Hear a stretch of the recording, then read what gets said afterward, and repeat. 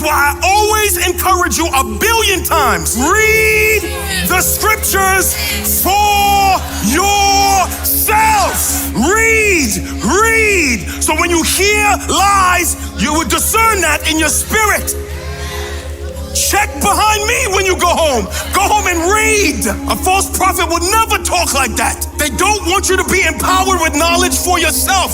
So they play on the feelings of gullible people that don't read, have no prayer life. So they make themselves a God in your life that you can't hear from God without them. They want to keep you attached to them in such a degree that without you, they die. You're so sick of the nonsense in this country. Sick of all the stuff y'all love coming from demons. You can't discern a demon. When the scripture says the devil masquerades like an angel of light. So of course their outfits are gonna be nice, and you gotta have enough discernment to know you're listening to a serpent. And you can't have discernment without a prayer life. The more you pray, the more you have discernment. And this man who y'all trying to kill, surely some of y'all would have heard about him, that he raised the dead, that he opened blinded eyes, that he unstopped deaf ears, that he preached a revival. Surely you would know something is different about this man. This is your Christ, he's different. That this man was righteous. That somebody would know in the annals of history in this trial that y'all about to put a righteous man to death. And it's just a reminder for you and I that even when the people you think should be standing up for you do not. This is why you gotta be careful who you listen to. You gotta be careful what podcast you got in your ear. You gotta be careful what preachers. Some of y'all listen to too many preachers. You gotta be careful because now, watch, the leaders of Israel are corrupting the hearts of the people of Israel to reject the king of Israel.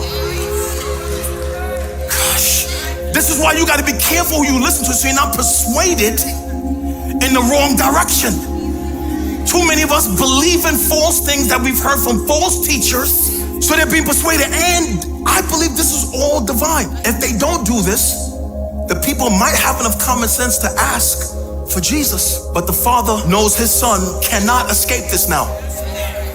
The Father knows his son must die, so he interrupts the trial just enough time for those men to do their evil and for Christ to be declared righteous. Watch this, the good and the bad working for the good of the Lord. The same thing he promised to you in Romans chapter 28, that all things, not just some things, not just things that make you feel good. He says all things, the good things and the bad things, all of them God works for the good of those who are called according to his purpose. So even when things are painful or brutal, God could be working those things for your good, because this is all God's sovereign control over the trial. Even the wickedness in the trial is being allowed by the Father to fulfill the purposes of the redemption of man. It should just impress you all the more that in all the things you go through in this life, as long as you are in the will of God, whether they are painful or not, joyful or not, if you're in his will, then you have confidence when you lay down. I may be crying over this, but all things will work for my good and for his glory. If he is who he claims to be, the Son of God, if he is who he claims to be, the one who's coming again,